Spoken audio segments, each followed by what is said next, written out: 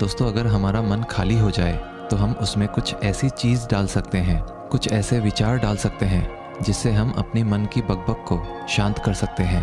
जो विचारों का सैलाब हमारे मन में चलता रहता है, उन्हें हम बहुत अच्छी तरह रोक सकते हैं।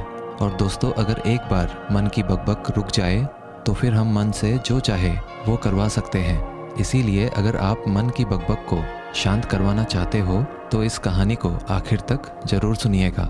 एक नगर की बात है। उस नगर में एक नौजवान युवक रहता था। उसका नाम विकास था। उसे एक समस्या थी और उसकी समस्या यह थी कि उसका मन हर समय भटकते रहता था। उसके मन में हर समय कोई ना कोई नकारात्मक विचार चलते रहते थे।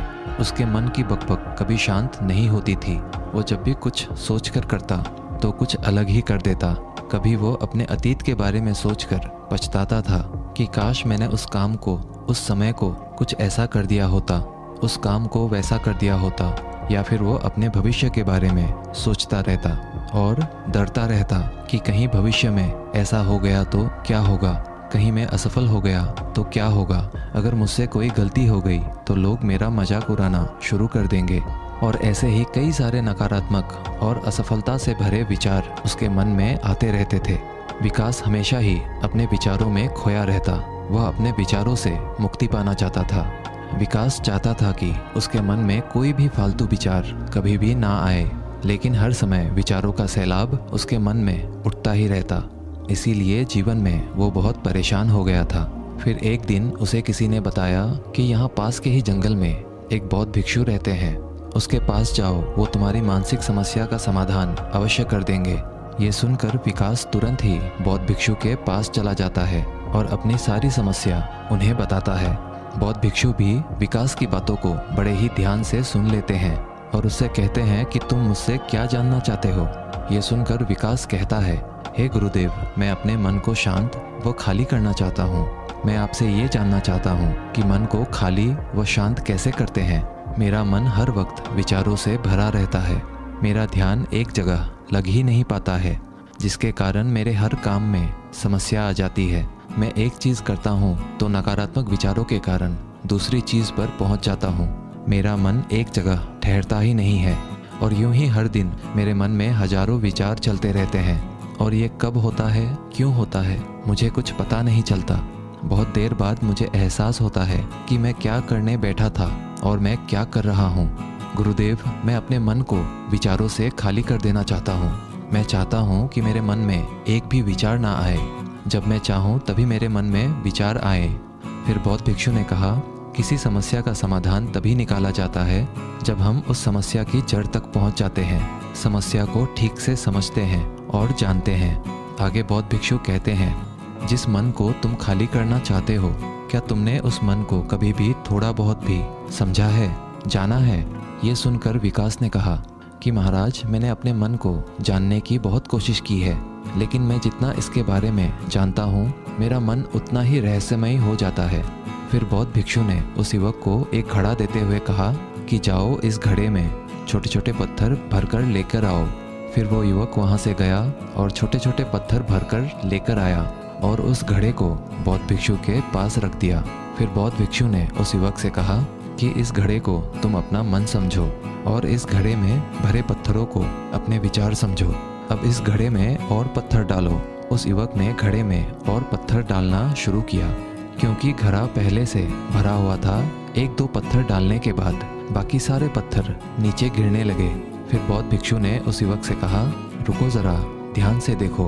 अब घड़े में पत्थर नहीं आ रहे हैं, बल्कि पत्थर नीचे गिर रहे हैं, क्योंकि ये एक घड़ा है। जो इसमें आ सकता था वो आ गया। अब इसमें और पत्थर नहीं आएंगे। अगर दूसरे पत्थर डालने हैं तो पहले वाले पत्थरों को निकालना होगा। ये सुनकर उस युवक ने कहा, गुरुदेव, मैं आपकी बात समझ गया हूँ कि आप मुझे क्या बताना चाहते हैं। हमें अपने मन को विचारों से ही खाली कर देना चाहिए। विकास की ये बात सुनकर बौद्ध भिक्षु मुस्कुराने लगे और कहा, पहले मेरी पूरी बात तो सुन लो, उसके बाद मन को खाली कर लेना। फिर बौद्ध भिक्षु ने उस युवक को कहा कि हमारा मन एक घड़े के बिल्कुल उल्टा है, क्योंकि घड़े को तुम पत्थरों से भर सकते हो, लेकिन मन को विचारों से नहीं भर पाओगे, क्योंकि मन तो हमेशा खाली रहता है। ये सुनकर उस युवक ने कहा, गुरुदेव, मुझे आपकी बातें कुछ समझ नहीं आ रही है। मन अगर खाली रहता है तो फिर हम उसे खाली करना क्यों चाहते हैं? फिर मन को खाली करने की क्या ही आवश्यकता है? फिर बौद्ध भिक्षु ने उससे कहा कि इस घड़े से एक एक करके पत्थरों को बाहर निकालो। विकास ने वैसा ही किया। वो घड़े में से एक एक करके पूरे पत्थरों को बाहर निकालता रहा और ऐसा करते करते अंततः घड़ा खाली हो गया। फिर बौद्ध भिक्षु ने उस युवक से कहा, देखा तुमने, जब एक एक करके तुमने पत्थरों को बाहर निकाला तो ये घड़ा खाली हो गया। अब तुम इस घड़े में कोई भी पत्थर डाल सकते हो, दूसरे पत्थर डाल सकते हो या फिर उन्हीं पत्थरों को दोबारा डाल सकते हो। आधा भर सकते हो या फिर पूरा भी भर सकते हो। फिर वह युवक कहता है, गुरुदेव, मैं भी तो यही कह रहा हूँ कि मुझे अपने मन को खाली करना है। ये तो एक पत्थर है, इसे आसानी से निकाला जा सकता है और घड़े को खाली किया जा सकता है, लेकिन गुरुदेव, मैं अपने मन को खाली कैसे करूँ? फिर बौद्ध भिक्षु ने कहा, इस घड़े में एक पत्थर डालो और 2 पत्थर निकालो। ये सुनकर उस युवक ने कहा, गुरुदेव, ये कैसे हो सकता है? जब इस घड़े में एक पत्थर होगा तो एक ही पत्थर निकलेगा, 2 कैसे निकलेंगे? फिर बौद्ध भिक्षु ने उससे कहा, ऐसा नहीं हो सकता है तो ऐसा ही करो कि इस घड़े में 2 पत्थर डालो और 4 निकालो। विकास ने कहा, महाराज, ऐसा कैसे हो सकता है? ये कोई चमत्कारिक घड़ा तो है नहीं कि 1 डालो तो 2 निकल आएंगे, 2 डालो तो 4 निकल आएंगे। यह सुनकर बौद्ध भिक्षु ने कहा, यह घड़ा तो चमत्कारिक नहीं है, लेकिन तुम्हारा मन तो चमत्कारिक है। उसमें से अगर तुम एक विचार बाहर निकालते हो तो उसके साथ 2 विचार आते हैं, और जब तुम उन 2 विचारों को पकड़ते हो तो उसके साथ 4 विचार निकलते हैं, और फिर ऐसा करते करते विचारों की एक लंबी श्रृंखला बन जाती है, और फिर तुम कहीं नहीं रुकते, एक के बाद एक विचारों को पकड़ते जाते हो। यह मिट्टी का घड़ा तो पत्थरों से भर जाएगा, लेकिन तुम्हारा मन कभी नहीं भरता। वो हमेशा खाली है, लेकिन वह खाली नहीं करता। ये इस मन की माया है कि सब कुछ है लेकिन फिर भी कुछ नहीं। फिर उस युवक ने कहा, गुरुदेव, मैं आपकी बात समझ रहा हूँ, लेकिन क्या मैं हमेशा अपने विचारों के जाल में ही फंसा रहूँगा? क्या मन के इस माया जाल से निकलने का कोई रास्ता नहीं है? फिर बौद्ध भिक्षु ने कहा, इस मिट्टी के घड़े में आधे पत्थर भर दो। फिर उस युवक ने ऐसा ही किया। फिर बौद्ध भिक्षु ने कहा, अब इन पत्थरों में से कोई एक पत्थर चुनो और उस पत्थर की एक छोटी सी मूर्ति बनाकर मुझे दे दो। मैं जानता हूँ कि तुम एक अच्छे कलाकार हो। विकास ने एक पत्थर निकाला और उस पत्थर को बौद्ध भिक्षु के सामने ही तराशने लगा। पत्थर को तराशते वक्त उसे लगा कि ये पत्थर अच्छा नहीं है। फिर उसने दूसरा पत्थर घड़े से निकाला, लेकिन उसे वो पत्थर भी पसंद नहीं आया। फिर उसने तीसरा पत्थर निकाला, लेकिन वो तीसरा पत्थर भी उसे पसंद नहीं आया। उसका रंग अच्छा नहीं था। ऐसा करते करते उस युवक ने सारे ही पत्थरों को बाहर निकाल दिया। उस युवक को ऐसा करते हुए बौद्ध भिक्षु बड़े ही ध्यान से देख रहे थे। फिर बौद्ध भिक्षु ने उससे कहा कि जो तुमने सबसे पहले पत्थर निकाला था, उस पत्थर को ये समझकर तराशो कि इसके बाद तुम्हारे पास कोई और पत्थर नहीं है और ये एक ही पत्थर तुम्हारे पास है। फिर उस युवक ने, जैसा गुरुदेव ने कहा, उसी एक पत्थर को लेकर तराशना शुरू किया और उसने उस पत्थर से एक बहुत ही सुंदर मूर्ति बनाई और बौद्ध भिक्षु को भेंट की। और बौद्ध भिक्षु से कहा, गुरुदेव, इस पत्थर से इतनी सुंदर मूर्ति बन सकती थी, मैं ये सोच भी नहीं सकता था। उस युवक की बात सुनकर बौद्ध भिक्षु ने कहा कि जब तुम्हारे पास और कोई दूसरा विकल्प नहीं होता है, तब हम उस विकल्प में ही संपूर्ण ऊर्जा लगाते हैं और उसी को सबसे बेहतर बनाते हैं। और जब हमारे पास कई सारे विकल्प होते हैं तो हम पत्थर चुनते भी नहीं और मूर्ति बनती भी नहीं। हमारा मन भी एक विचार के पीछे हजारों विकल्प खोल के रख देता है और एक मुख्य विचार को छोड़कर उन हजारों फालतू के विचारों में उलझकर हम रह जाते हैं। फिर उस युवक ने कहा, गुरुदेव, मैं आपकी बातों को बहुत अच्छे से समझ गया हूँ, लेकिन अब मुझे क्या करना चाहिए? कृपया आप मेरा मार्गदर्शन करें। बौद्ध भिक्षु ने उस युवक से कहा कि मन को खाली करना, साफ करना 1-2 दिन का काम नहीं है, ये बहुत लंबी प्रक्रिया है। तो क्या तुम इसके लिए तैयार हो? वह युवक कहता है, जी गुरुदेव, तैयार हूँ, चाहे कितनी भी लंबी प्रक्रिया क्यों ना हो। फिर बौद्ध भिक्षु ने उस युवक से कहा कि मन को खाली व नकारात्मक विचारों से दूर रखने के 6 तरीके हैं। आओ उन्हें एक एक करके समझते हैं। पहला तरीका है कि ऐसे लोगों का साथ छोड़ दो जो तुम्हें कमज़ोर, पिछड़ा हुआ, लक्ष्यहीन महसूस कराए। अक्सर हमारे आसपास ऐसे लोग होते ही हैं जो हमसे पद और धन में ऊपर होते हैं, और इसी पद और धन के घमंड में वो अपने नीचे से लोगों को कुछ भी नहीं समझते। इसीलिए ऐसे लोगों के पास रहना ही नहीं चाहिए। और ऐसे लोग अपने से छोटे लोगों को हमेशा यही महसूस कराते हैं कि आप कितने छोटे हैं, और इसीलिए वो छोटे लोग अपने जीवन में कुछ बड़ा हासिल कर ही नहीं सकते।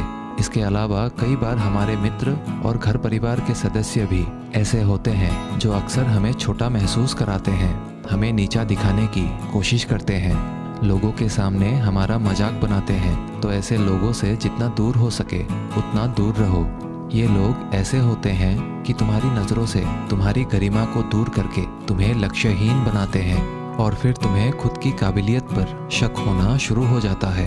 तुम्हारे अंदर खुद के प्रति नकारात्मक भावनाएं आ जाती है, और ये नकारात्मक विचार तुम्हें मानसिक तनाव और चिंता की ओर ले जाते हैं।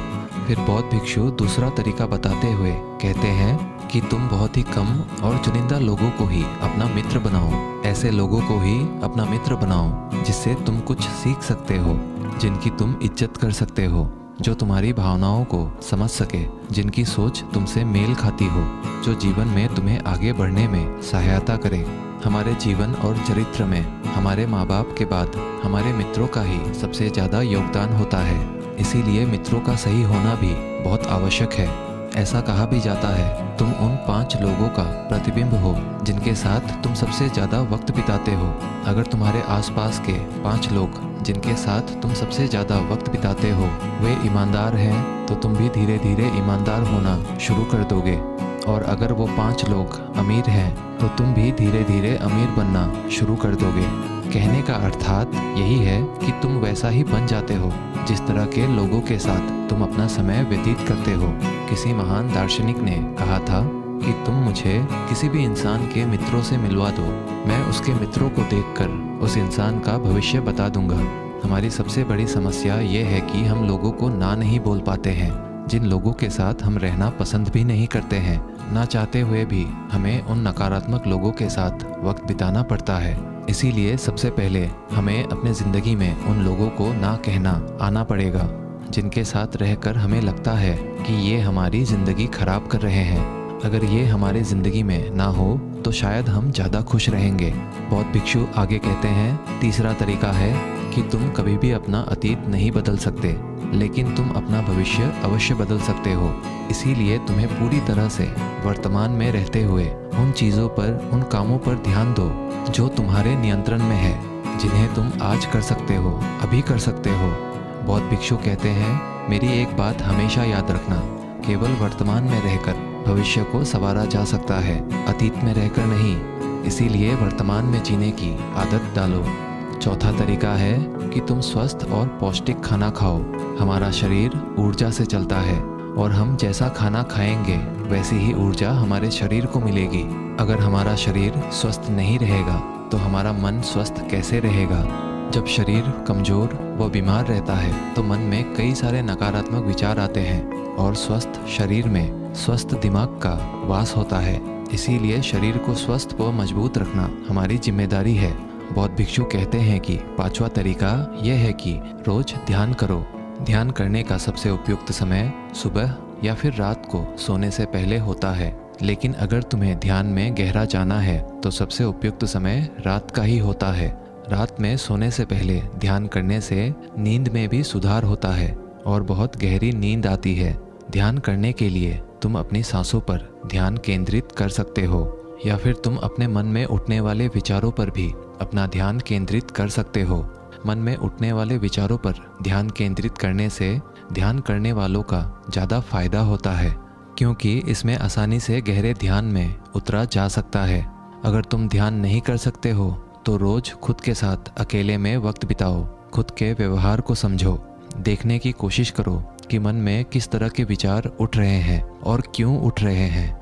बौद्ध भिक्षु आगे बताते हुए कहते हैं, छठा तरीका है कि तुम नए नए जगह घूमने जा सकते हो, क्योंकि एक पुरानी कहावत है कि एक लंबी यात्रा आपको 100 किताबों के बराबर ज्ञान देती है।